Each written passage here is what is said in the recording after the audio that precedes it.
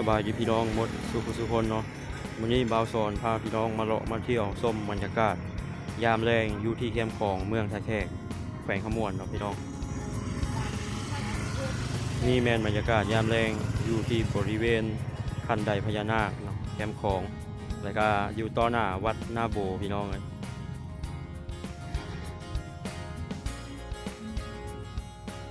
นี่แมนถนนเส้นแคมป์ของเมืองท่าแขกแขวงขมวนพี่น้อง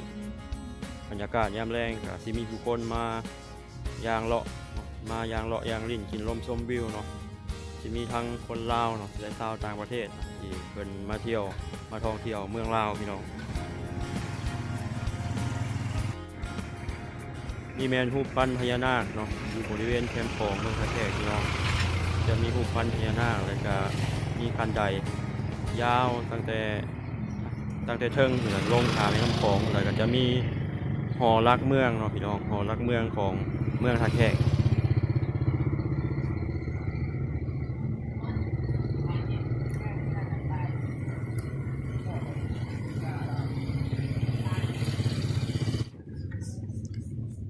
ข้าสั้นบอสอนสิพาพี่น้องไปเลาะไปเบิ้งบรรยากาศ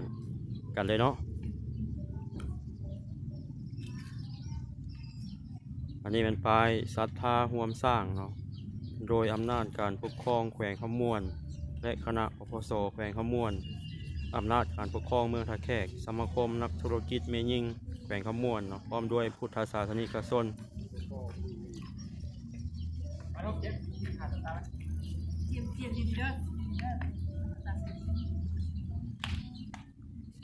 บรรยากาศยามแรงเนาะอยู่ที่แคมป์ของเมืองท่าแขกพี่น้องเนาะก็จะมีพ่อแม่พี่น้องเขามาเอาลูกพาหลานมาเลาะมาเที่ยวเนาะมาถ่ายรูปมาเซลฟี่พี่น้องเลยวันนี้บ่าวสอนจะพาพี่น้องมาเลาะมาชมเบิ่งบรรยากาศเนาะบ่าวสอนเคยถ่ายคลิปบริเวณนี้เชื่อจริงแล้วเนาะแต่ว่าตอนนี้การมาถ่ายพี่น้องได้เบิ่งอีกเนาะนี่แม่นประตูโขงวัดนาโบพี่น้องวัดนาโบศรีพัฒนารามเนาะเป็นวัดที่ใหญ่อีกวัดหนึ่งอยู่ในเมืองท่าแขกพี่น้องติดกับแคมป์แม่น้ำคลอง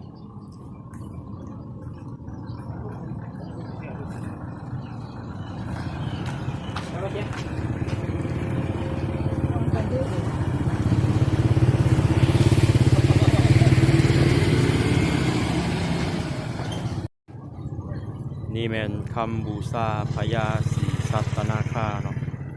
จุดธูป5 ดอกวานะโม3 จบอันนี้เป็นคำบูชาพญานาคพี่น้องเป็นเฮ็ดป้ายติดไว้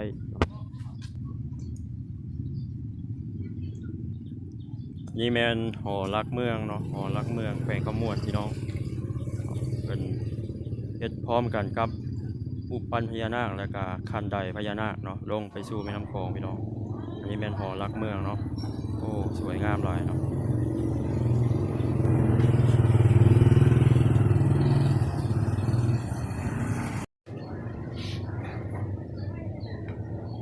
อันนี้ก็แม่นภายในหอรักเมืองแขวงขมวนพี่น้องโอ้งามหลายพี่น้องเลยนี่คือหอรักเมืองเนาะเพิ่นเปิดทุกมือพี่น้องเนาะพี่น้องเขาสามารถมาเที่ยวมาชมได้เนาะ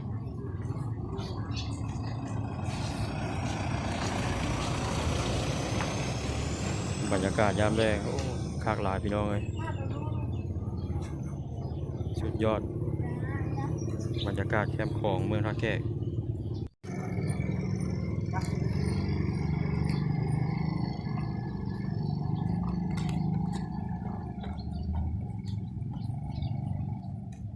ขึ้นไปทางหน้าจะมีท่าด่านมีท่าเรือเนาะท่าด่านท่าแขกนครพนมเนาะท่าด่านข้ามไปฝั่งนครพนมพี่น้องเนาะ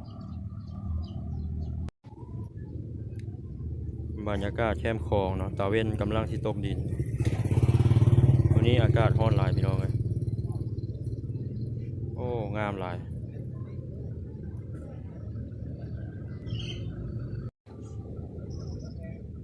นี่แม่นคันไดพญานาคแคมป์ของเนาะลงไปสู่แม่น้ำคลองเมืองท่าแขกพี่น้อง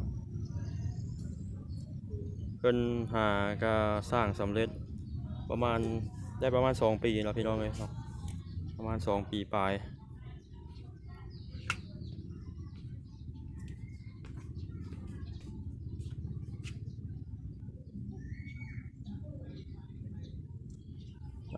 นี่แม่นทางลงทาบักเก่าเนาะ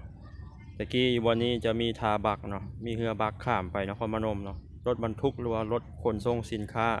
ที่จะข้ามไปนครพนมเนาะต้องได้มาข้ามอยู่บนนี้เนาะหรือว่าทางฝั่งนครพนมจะข้ามมาท่าแขกมาข้ามอยู่บนนี้พี่น้องแต่ปัจจุบันบ่มีเรือบักหรือบ่มีทาบักแล้วเนาะเพราะว่าตอนปัจจุบันนี้มีขัวข้ามน้ำคลองแล้วเนาะมีขัวมิตรภาพลาวไทยแห่งที่3ท่าแขกนครพนมแล้วเนาะ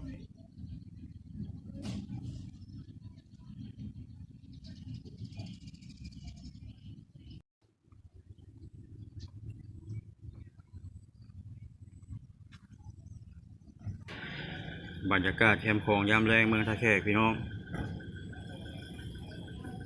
ตอนแรงก็สิมีพ่อแม่พี่น้องเฮานะพากันมาย่างออกกำลังกายเนาะนี่แม่นทางลงทาบักเก่าบางคนก็มาเป็นคู่บางคนก็มาเป็นครอบครัวบางคนก็มาพร้อมกับลูกกับหลานเนาะพี่น้องบรรยากาศยามแรงเนาะพาพี่น้องมาเลาะมาเที่ยวมาชมเบิ่งเนาะ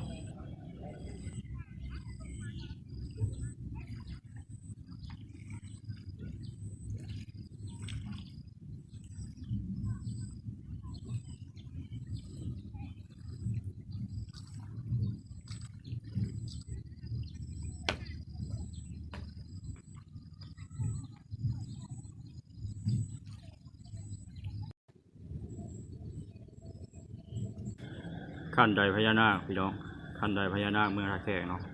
ขึ้นจากแคมป์ของเนาะ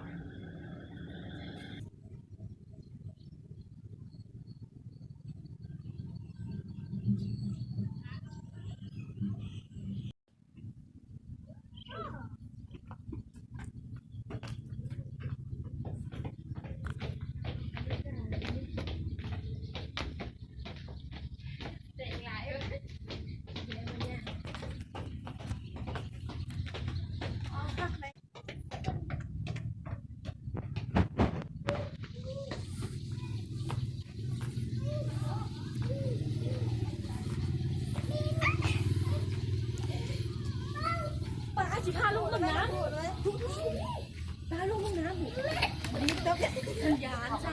จะไม่จอยทั้งแม่ทั้งลูกเขารถ เรือสำราญจากนครพนมพี่น้องพาแขกพานักท่องเที่ยวเนาะขี่เรือเลาะกินล ส ม บา ช ย ม ดี วิว เจ้าสองกับแก้วกับยาเขามาประจัยชาสบายดีเด้อตามไปเผาเนาะสบายดีอาทุยังนางน้ำหลังที่ยางใต้ไปตุ้ยขอเมื่อวานที่ยาเรียนไล่เรื่องยาล่าเยอะมาก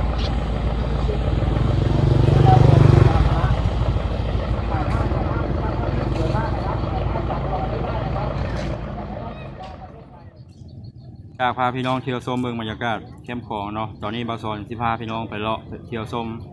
เซ็นเตอร์พอยต์เมืองท่าแขกเนาะไปติดตามเบิ่งกันเนาะว่าสิเป็นอะไรเนาะเซ็นเตอร์พอยต์ท่าแขกพี่น้อง